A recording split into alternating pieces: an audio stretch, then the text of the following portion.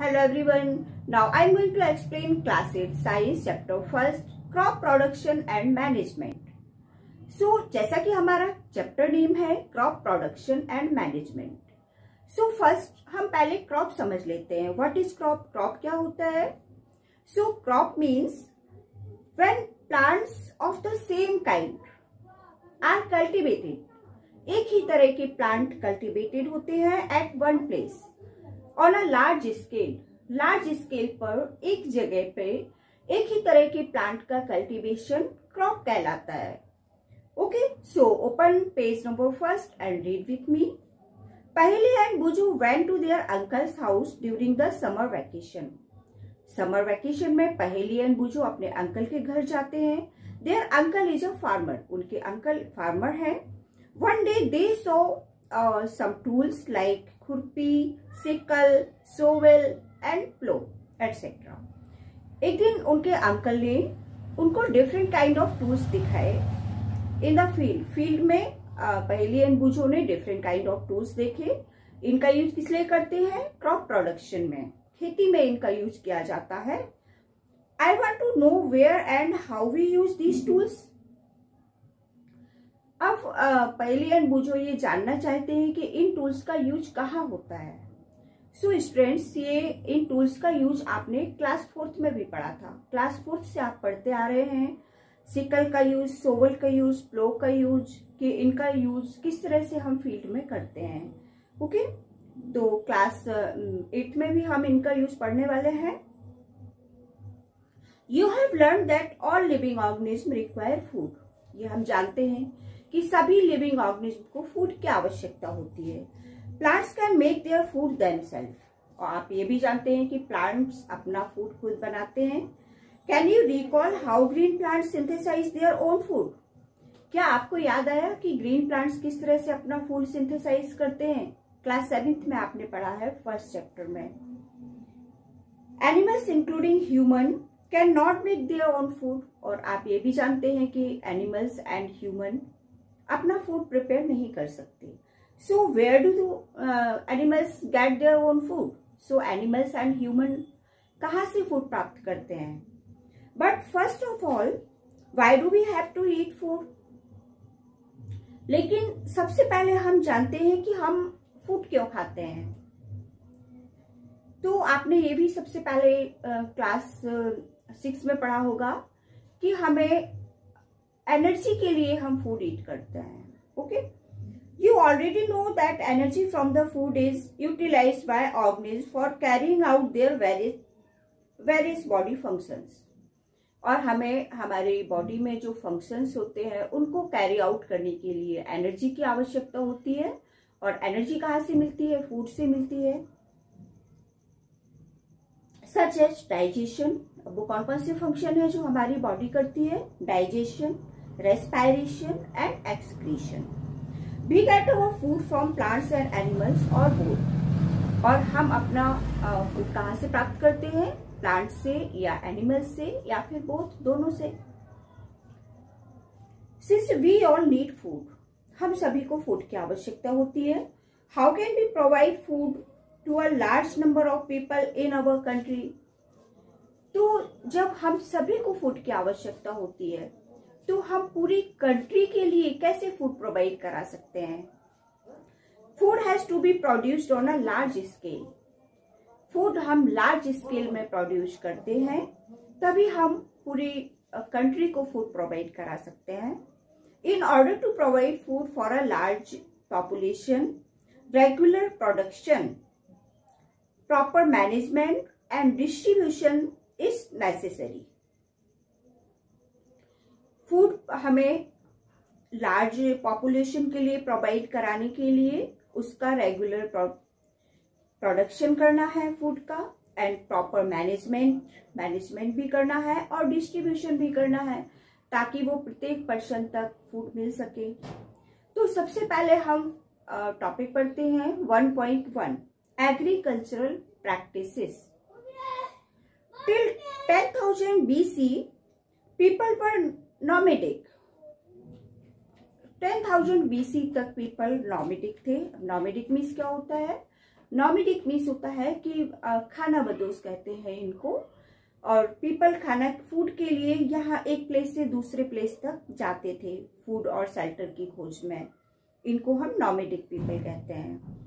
दे वर wandering इन groups, ये group में wandering करते थे। वांडरिंग मीन्स होता है एक जगह से दूसरी जगह पर जाना, from place to place in search of food and shelter.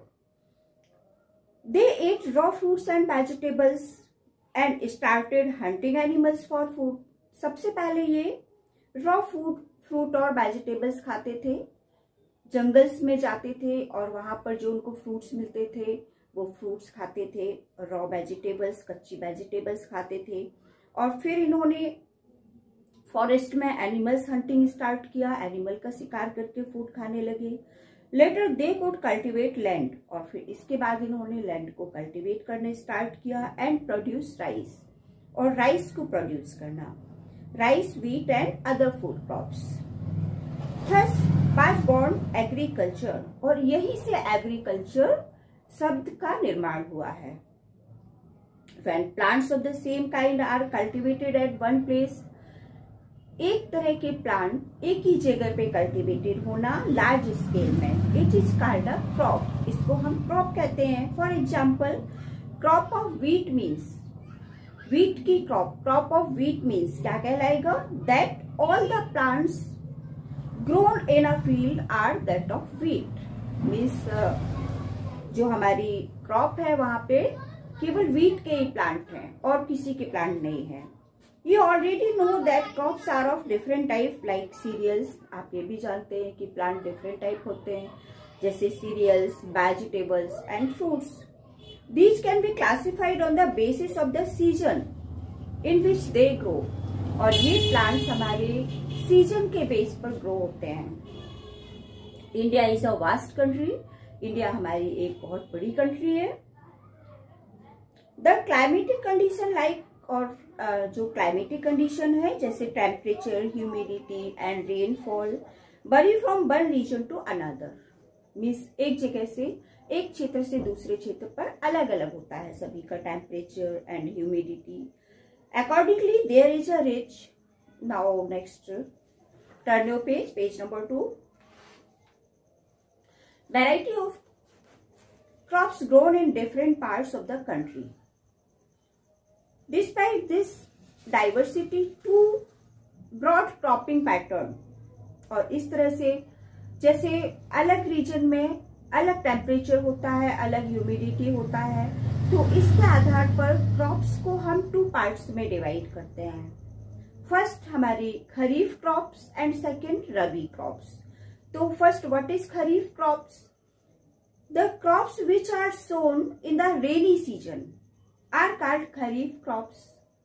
वो क्रॉप्स जिनको हम रेनी सीजन में लगाते हैं उनको हम खरीफ क्रॉप्स कहते हैं।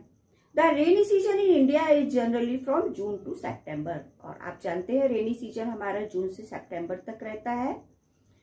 एंड पैडी, मेज, अब इसमें कौन कौन सी क्रॉप्स होती हैं? खरीफ क्रॉप्स हमारी कौन कौन सी हैं? Paddy, maize, soybean, groundnut and cotton are kharif crops. जो भी फली वाले क्रॉप्स होती हैं वो हमारी खरीफ क्रॉप्स कहलाती हैं और रेनी सीजन में होती हैं। क्यों होती है ये क्रॉप्स रेनी सीजन में? क्योंकि रेनी सीजन में वाटर सबसे ज्यादा सप्लाई होता है। इन क्रॉप्स को, ये जो पैडी क्रॉप्स होती हैं, इनको वाटर की ज्यादा आवश्यकता होती है। तो वो क्रॉप्स जिनको वाटर की ज्यादा आवश्यकता होती है वो हमारी रेनी सीजन में ग्रो होती हैं और उनको हम खरीफ क्रॉप्स कहते हैं। नाउ नेक्स्ट है हमारा rabi crops. The crops grown in winter season October to March. October to March जो विंटर सीजन में क्रॉप्स हमारी ग्रो होती है उनको हम रबी क्रॉप्स कहते हैं।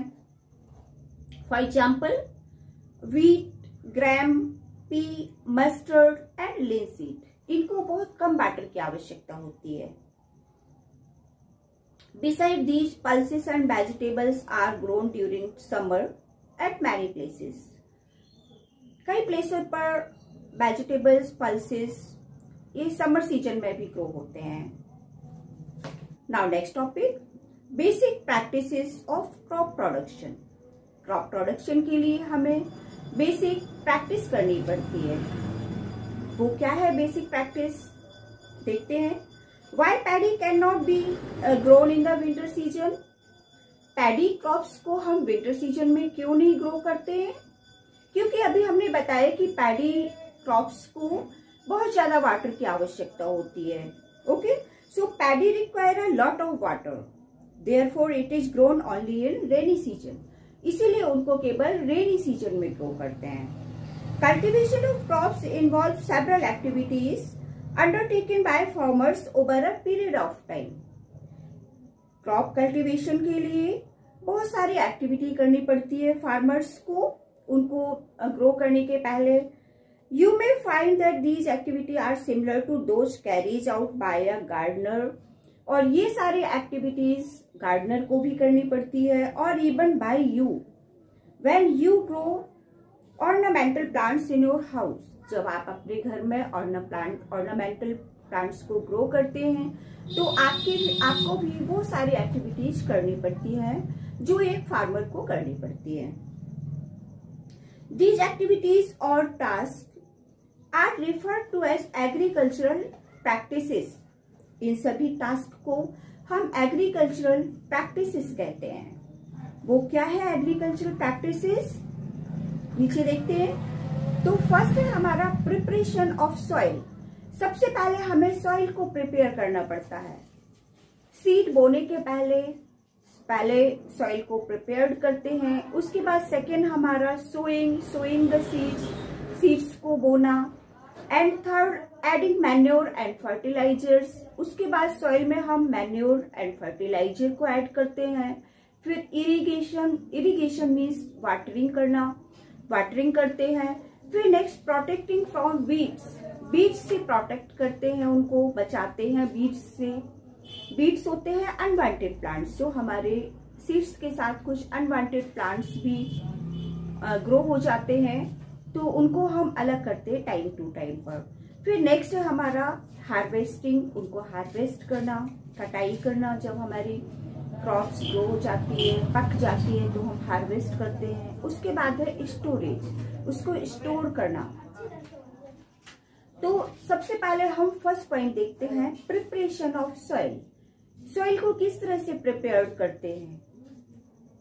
Now our first point is 1.3 preparation of soil. The preparation of soil is the first step before growing a crop. Crop grow करने के पहले फर्स्ट स्टेप है हमारा प्रिपरेशन ऑफ सॉइल, सॉइल को प्रिपेयर करना। तो कैसे करेंगे हम सॉइल को प्रिपेयर? उसको लूज करके। One of the most important task in agriculture, ये एग्रीकल्चर में सबसे इम्पॉर्टेंट टास्क है, is to turn the soil and loosen it, कि हम सॉइल को टर्न करें और उसको लूज करें। This allows the roots to penetrate deep into the soil. ये सॉइल में रूट्स को नीचे तक जाने देती है। And the loose soil allow करती है रूट्स को ब्रीथ करने के लिए, क्योंकि रूट्स हमारी सॉइल में ही ब्रीथ करती हैं।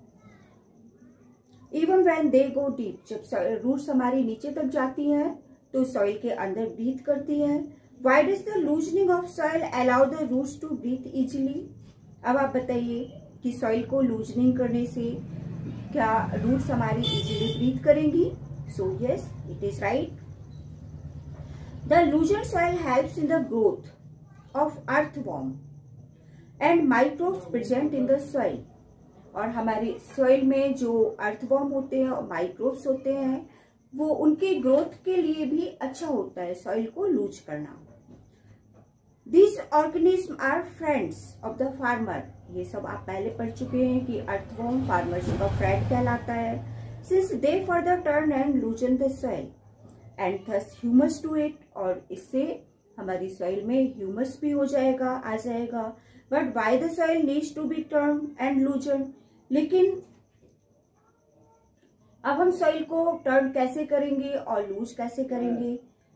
We have learn in the previous classes, ये हम अपने प्रीवियस क्लासेस में भी पढ़ चुके हैं, that the soil contains minerals, कि सॉइल में हमारे मिनरल्स होते हैं, वाटर होता है, air and some living organism, और कुछ लिविंग ऑर्गेनिज्म भी होते हैं। In addition dead plants and animals get decompose by the soil organism, और सॉइल में कुछ डेड प्लांट्स भी होते हैं एंड एनिमल्स भी होते हैं जो सॉइल में ही डिकम्पोज हो जाते हैं।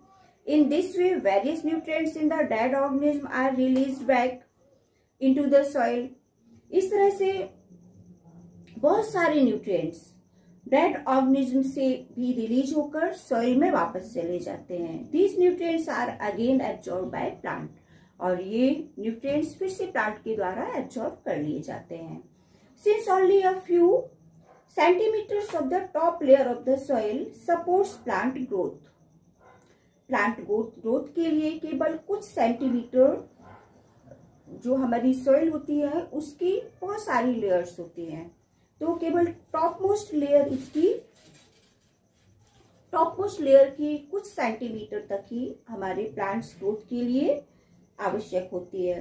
Turning and loosening of soil brings the nutrient rich soil to the top of that the plant can use these nutrients, और हम इसलिए प्लांट सॉइल को लूज करते हैं कि जो हमारी टॉप लेयर है उससे टॉप लेयर से प्लांट न्यूट्रिएंट्स को यूज कर लें।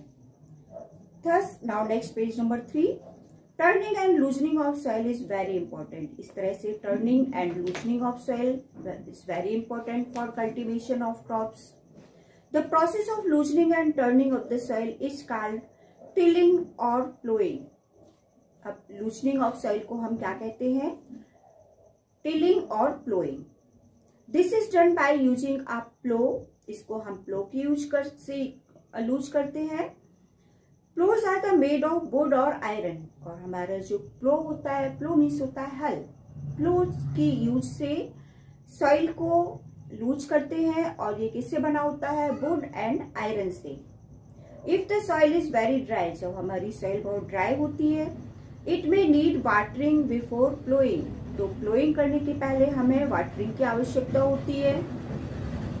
द प्लो फील्ड में have big crumbs of soil called crumbs, और जो हमारी प्लोड फील्ड होती है उसमें भी बहुत बड़े बड़े क्लम्प्स होते हैं सॉइल के, बहुत बड़े बड़े मिट्टी के ढेले होते हैं। It is necessary to break these crumbs, इन क्रम्स को भी ब्रेक करना, तोड़ना बहुत आवश्यक होता है।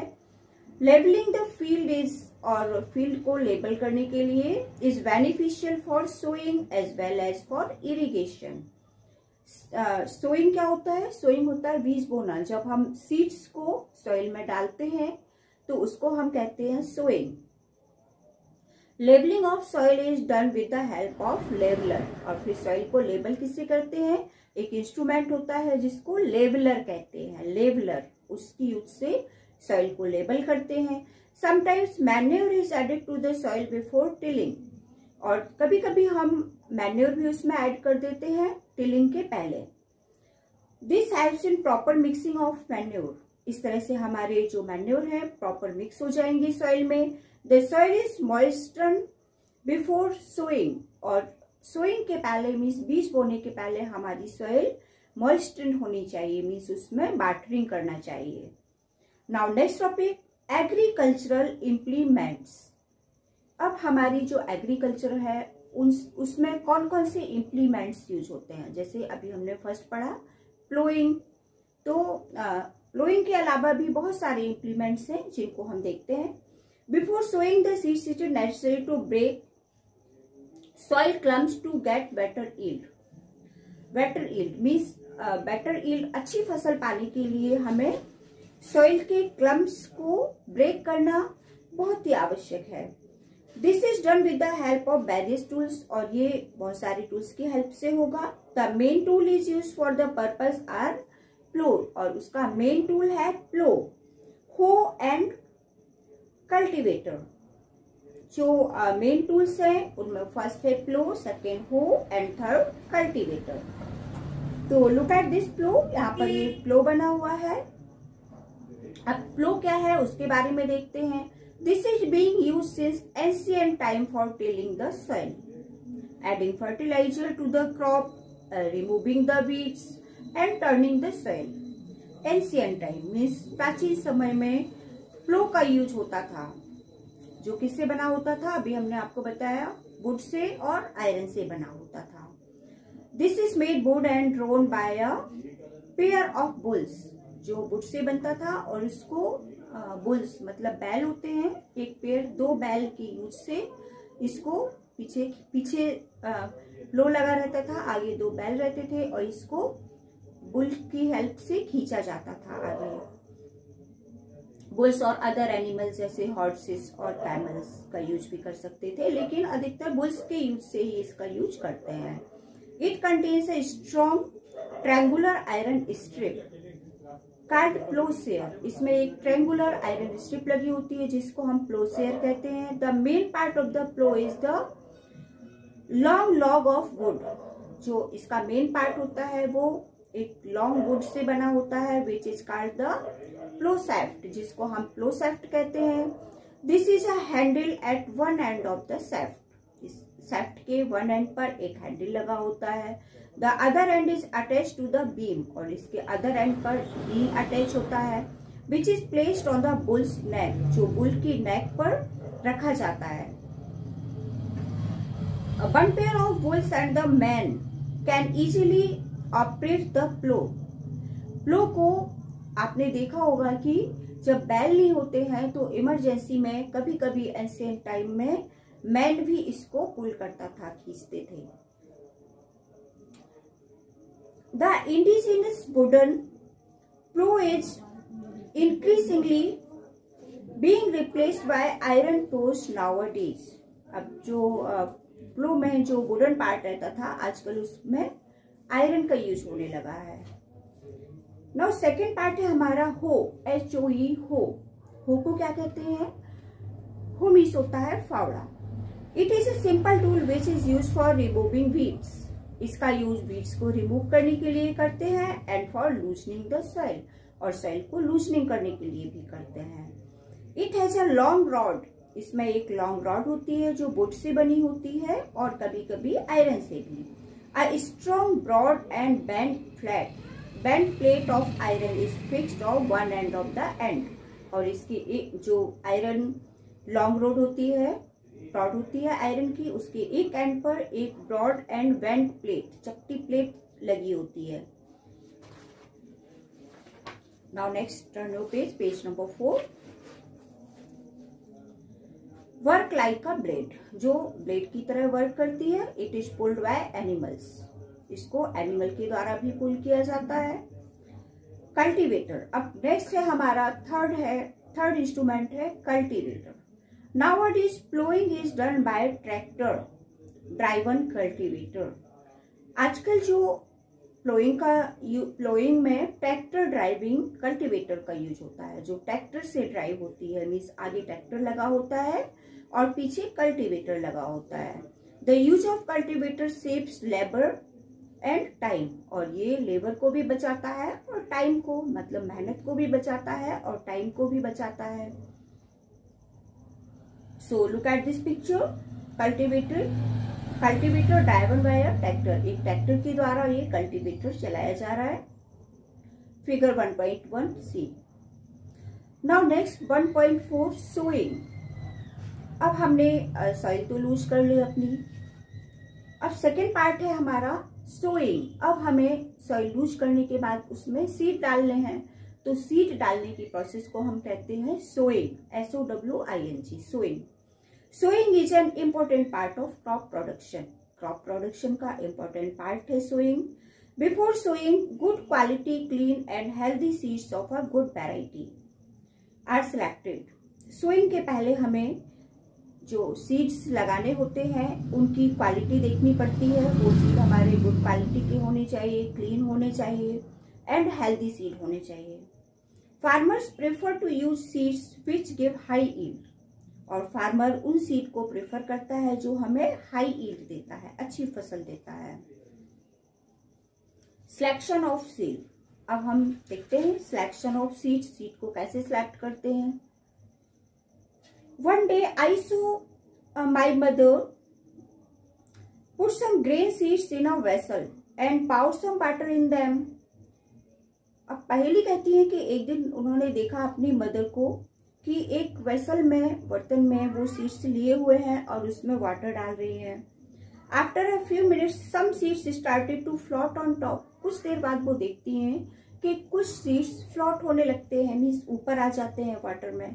आई wonder why some seeds float on water. अब उनको आश्चर्य हुआ कि क्यों कुछ सीड्स ऊपर आ जाते हैं और कुछ नीचे सिंक हो जाते हैं। So do the activity 1.1। Activity 1.1, look at this activity. इसमें क्या करना है आपको? Take a beaker and fill half of it with water. एक बीकर लेना है, उसमें हाफ बीकर को वाटर से फिल कर देना है। Put a handful of wheat seeds and stir well. और आपको फिर हैंडफुल ऑफ व्हीट मतलब एक मुट्ठी सीड्स लेना है और उसमें वाटर में डाल देना है। वेट फॉर सम टाइम, और कुछ टाइम पर वेट करना है। देखिए क्या होता है, आपके सीड्स भी कुछ जो लाइट वेटेड सीड होंगे, जिनका जो हॉलो सीड्स होंगे, जो हमारे कुछ सीड्स हमारे हॉलो रह जाते हैं, खोखले, वो लाइट वेटेड होते हैं और वो हमारे ऊपर आने लगते हैं, फ्लोट होने लगते हैं। Are these seeds which float on water. अब जो सीड्स हमारे वाटर में फ्लोट हो रहे हैं वो कौन से हैं? देखिए, वुड दोज बी लाइटर और हैवियर। वो कैसे है हमारे सीड्स, लाइटर है या हैवियर है? देन दोज विच सिंक, जो सिंक हो गए हैं उनसे। तो जो हमारे सीड्स फ्लोट होते हैं वो लाइटर होंगे और जो सिंक होते हैं वो हैवियर होंगे। Why would they be lighter, वो क्यों हो जाते हैं लाइटर? बताइए। Damage seed become hollow and are thus lighter, क्योंकि वो सीड्स हमारे डैमेज थे, डैमेज सीड हमेरा सीड्स लाइटर हो जाते हैं। Therefore they float on water, और फिर वो वाटर में फ्लोट होने लगते हैं। This is a good method for separating good healthy seeds from the damaged one. और ये एक बहुत अच्छी मेथड है। कौन सी मेथड? कि हम उनको पहले वाटर में डालें और जो सीड्स फ्लोट होने लगते हैं उनको अलग कर दें। Before sowing, one of the important task is to done about the tools using for sowing seeds.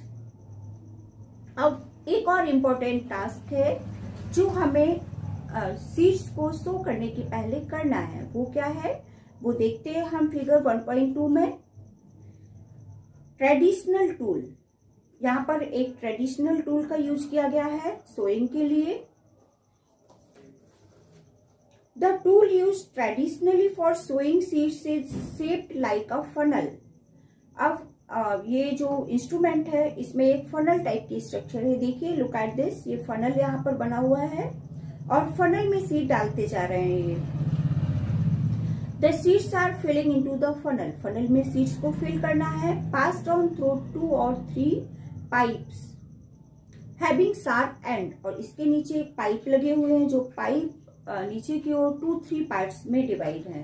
These ends pierce into the soil, और इसके जो एंड हैं वो सॉइल के अंदर की ओर जा रहे हैं। एंड प्लेस सीड्स देयर, और वहां पर सीड्स को डालते हुए जाते हैं। सो इस तरह से ये नया इंस्ट्रूमेंट आया है सीड बोने का। नाउ नेक्स्ट है हमारा सीड ड्रिल।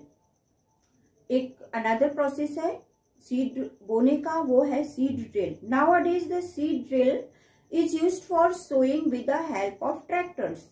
आजकल help of a tractor, tractor की हेल्प से सीड्स को बोया जाता है। This sows the seeds uniformly at equal distance and depth, और इस प्रोसेस से सीड्स हमारे इक्वल डिस्टेंस में जाते हैं एंड डेप्थ, डेप्थ मीन्स गहराई, इक्वल गहराई में जाते हैं और डिस्टेंस में भी। It ensure that seeds get covered by the soil after sowing, और इस प्रोसेस में सीड्स हमारे सॉइल से कवर भी रहते हैं। This protect seed from being eaten by birds, और इससे जो बर्ड्स होती हैं वो उनके खाने से भी बच जाते हैं। Sowing by using a seed drill saves time and labour, और ये हमारे टाइम को और लेबर को दोनों को बचत करती हैं। There is a nursery near my school, हमारे स्कूल के पास एक नर्सरी है। I found that little plants were kept in small bags, यहाँ पर कुछ छोटे छोटे प्लांट्स हैं वो बैग में लगे हुए हैं छोटे छोटे। Why are they kept like this, इनको क्यों लगाया गया है इस तरह से। आप लोगों ने भी देखा होगा नर्सरी में प्लांट्स छोटे छोटे ब्लैक कलर के पॉलीथीन बैग्स में लगे रहते हैं। Seeds of a few plants such as paddy are first grown in a nursery. जो पैडी सीड्स होते हैं उनको सबसे पहले नर्सरी में ग्रो किया जाता है। When they grow into seedlings, जब वो सीडलिंग्स से ग्रो हो जाते हैं, then are transplanted to the field manually, फिर उनको फील्ड में मैन्युअली ट्रांसप्लांट कर दिया जाता है। Some forest plant and flowering plants are also grown in the nursery. कुछ फ्लावरिंग प्लांट भी और फॉरेस्ट प्लांट भी नर्सरी में ग्रो होते हैं और उसके बाद उनको फिर फॉरेस्ट में ट्रांसप्लांट कर दिया जाता है। Appropriate distance between the seeds is necessary to avoid overcrowding of plants. Plants को हमें प्रॉपर डिस्टेंस में लगाना चाहिए जिससे हम बचते हैं ओवर क्राउडिंग से। क्या है, कभी कभी जब सीड्स एक साथ डाल देते हैं तो ओवर क्राउडिंग मतलब एक साथ बहुत सारे प्लांट्स ग्रो हो जाते हैं। This allow plants to get sufficient sunlight, nutrients and water from the soil, और इससे प्लांट को सफिशिएंट सनलाइट, न्यूट्रिएंट्स और वाटर भी मिल जाता है। At times of few plants may have to be removed to prevent overcrowding, और कभी कभी हमें जब ओवर क्राउडिंग हो जाती है प्लांट्स की, मीन्स एक साथ बहुत सारे प्लांट्स ग्रो हो जाते हैं तो हमें उनको रिमूव करना पड़ता है, प्लांट्स को निकालना पड़ता है। Now next point 1.5 adding manure and fertilizers. चलिए अब हमारा सीड सो हो गया, सीड सॉइल के अंदर हमने डाल दिया। इसके बाद हमारा नेक्स्ट प्रोसेस क्या है, सॉइल में मैन्योर एंड फर्टिलाइजर को ऐड करना। The substances which are added to the soil in the form of nutrients from the healthy growth of plants are called manure and fertilizer. अब क्या है बताइए, कहते क्या है, फर्टिलाइजर और मैन्योर क्या है ये, तो वो सब्सटेंस है जिनको हम न्यूट्रिएंट्स के लिए, हेल्दी ग्रोथ के लिए, प्लांट की हेल्दी ग्रोथ के लिए डालते हैं सॉइल में, वो मैन्योर और फर्टिलाइजर कहलाते हैं। चलिए अब बूझो, कुछ क्वेश्चंस कर रहे हैं। I saw a healthy crop growing in a farm in the neighbouring farm. इन्होंने अपने नेबरिंग फार्म में एक हेल्दी क्रॉप देखी ग्रो होते हुए। द प्लांट्स वर वीक, उनमें कुछ प्लांट्स वीक थे। Why do some plants grow better than others? तो ये पूछते हैं कि कुछ प्लांट्स वीक क्यों हैं और कुछ प्लांट्स हेल्दी क्यों हैं। तो जो प्लांट्स वीक थे वो क्यों वीक हो गए, उसके बहुत सारे रीजन हो सकते हैं। या तो वहां पर प्लांट्स की ओवर क्राउडिंग होगी जिससे सारे प्लांट्स को एक साथ फूड और न्यूट्रिएंट्स नहीं मिल पाता है, वाटर नहीं मिल पाता है, ठीक है, या फिर न्यूट्रिएंट्स नहीं दिए हुए होंगे उन्होंने, फार्मर्स ने। Soil supplies mineral nutrients to the crop plants. Soil mineral nutrients supply करता है plants को। These nutrients are essential for the growth of plants. और ये plant की growth के लिए essential होता है। In certain areas, कुछ areas में farmers grow crop after crop in the same field. The field is never left uncultivated or fallow. अब अनकल्टिवेटेड और फैलो क्या है, अनकल्टिवेटेड मीन्स वहां पर 2 और 3 इयर्स के लिए क्रॉप को नहीं लगाया जाता है, उस क्रॉप को हम कहते हैं अनकल्टिवेटेड और fallow. Imagine what happens to the nutrients, तो फिर वहां पर न्यूट्रिएंट्स का क्या होगा। Continuous cultivation of crops make the soil poor in nutrients. अगर हम एक ही जगह पर कंटिन्यूअस कल्टीवेशन करते रहे क्रॉप्स का तो वो सॉइल पुअर हो जाती है न्यूट्रिएंट्स के लिए, उसमें न्यूट्रिएंट्स कम रहते हैं। Therefore farmers have to add manure to the field to replenish the soil with nutrients. और फिर जब न्यूट्रिएंट्स पुअर हो जाते हैं सॉइल में तो फिर फार्मर्स वहां पर मैन्योर को ऐड करते हैं जिससे उस सॉइल में न्यूट्रिएंट्स फिर से आ जाए, यानी फिर से हमारी जो सॉइल है वो न्यूट्रिएंट्स से फिल हो जाए। This process is called manuring. इस प्रोसेस को हम मैन्योरिंग कहते हैं। इम्प्रॉपर और insufficient manuring result in weak plant. और जब सॉइल में इनसफिशिएंट और इम्प्रॉपर मैन्योरिंग होता है तो प्लांट्स हमारे वीक हो जाते हैं। Manure is an organic substance. अब मैन्योर क्या है? मैन्योर मीन्स होता है खाद, ठीक है। मैन्योर एक ऑर्गेनिक सब्सटेंस है obtain from the decomposition of plants and animal waste, जो प्लांट डिकम्पोजिशन से और एनिमल वेस्ट से बनता है।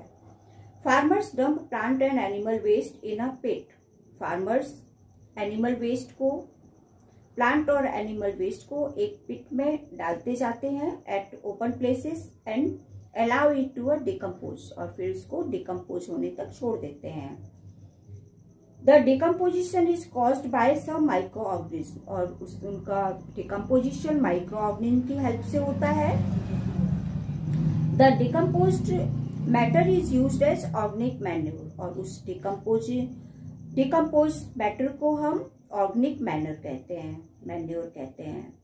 You have already learn about vermi composting in class 6। आपने क्लास 6 में वर्मी कंपोस्टिंग पढ़ा है, जिसमें हम अर्थवॉर्म की, रेडवॉर्म की हेल्प से सॉइल मैन्योर तैयार करते हैं। Okay, now this is the first part of chapter first. इसके second part and third part मैं नेक्स्ट वीडियो में बताऊंगी। That's all students, thank you.